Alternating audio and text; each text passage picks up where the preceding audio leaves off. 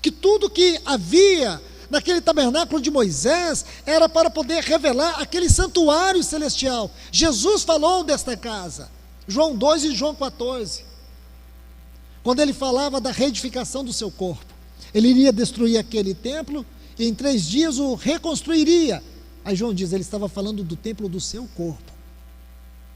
Casa de meu pai, não façais da casa de meu pai. Ele estava falando desta casa de meu pai. Depois no capítulo 14 ele volta a dizer sobre ela, e ele dá um detalhe significativo. Ele diz, na casa de meu pai há muitas moradas. Esta é a grande doutrina do Novo Testamento, meus irmãos e irmãs. Vou repetir, o assunto casa de Deus, o assunto casa de Deus é a grande doutrina do Novo Testamento.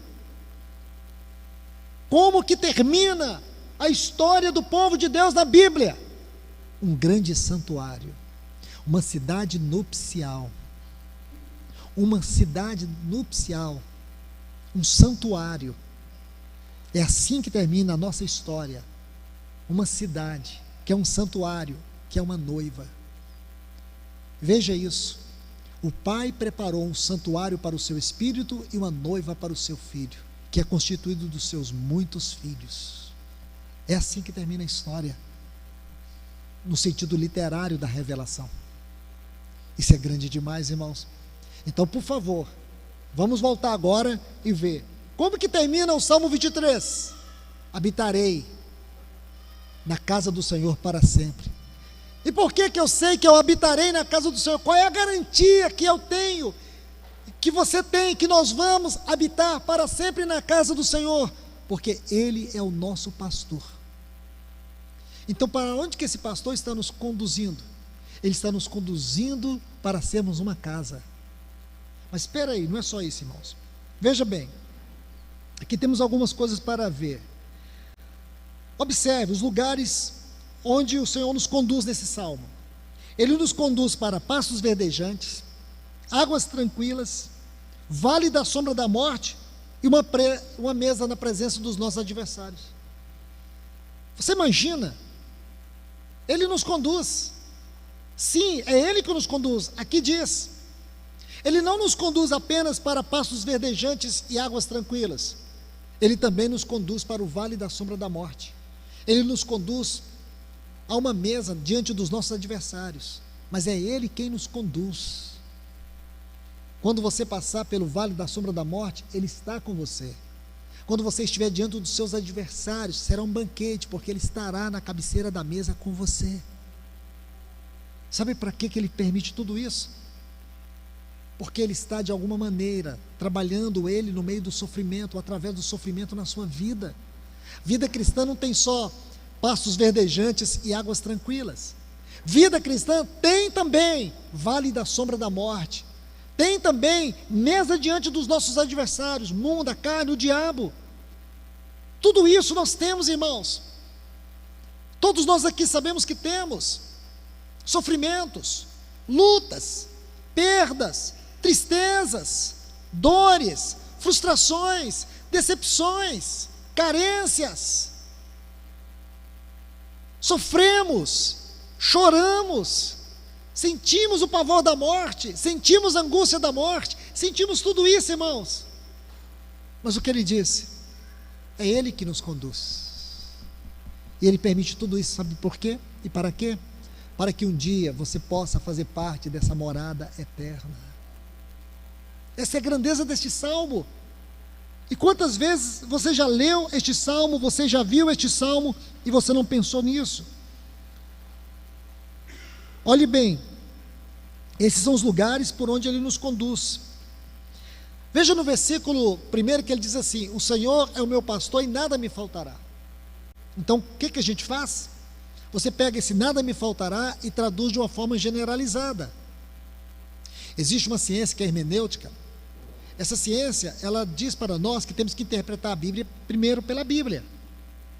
Então, essa frase, nada me faltará, em primeiro lugar, eu tenho que interpretar dentro deste salmo, certo? Essa é a aplicação bíblica. Depois eu vou fazer uma aplicação subsidiária. Aí você pode dizer, irmão, o Senhor está comigo, nada me faltará. Você pode dizer, pode, Mas o irmão do seu lado vai dizer assim: mas está me faltando muita coisa. Está me faltando o amor do meu cônjuge. Eu não me sinto amada. Não me sinto amado. Está me faltando alegria no meu casamento. Está me faltando alegria na minha casa. Está me faltando alegria porque muitas vezes eu vejo meus filhos no mundo. É uma dor indescritível. Está me faltando saúde. Eu estou com uma doença incurável. Então você vê que não funciona bem. Não funciona você dizer isso. Irmão, o Senhor é nosso pastor, nada me faltará. Eu digo para vocês, para mim está faltando tanta coisa.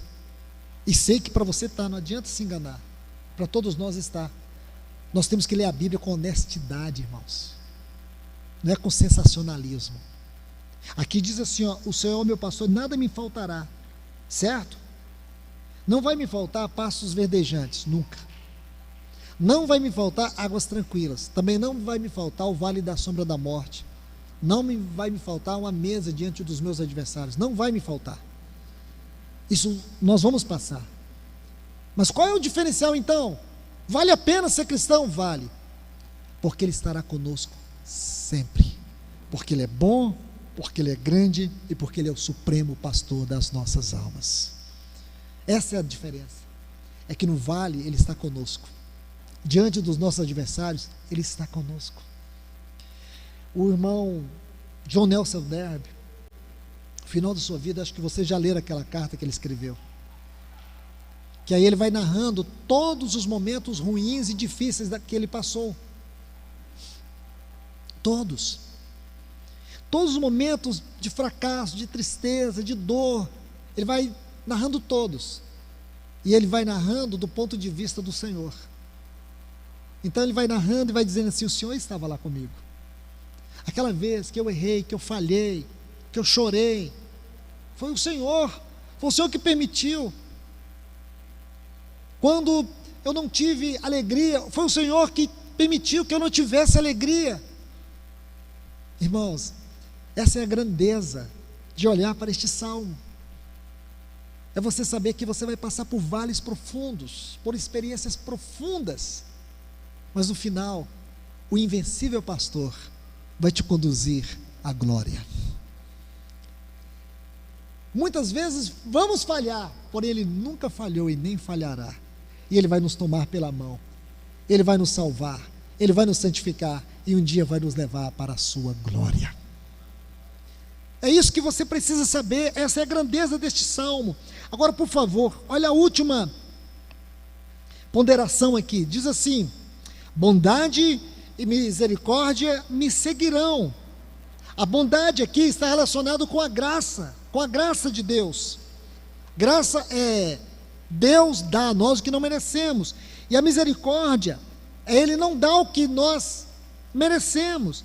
Só que você precisa entender que na Bíblia a misericórdia sempre está relacionada com a nossa condição presente.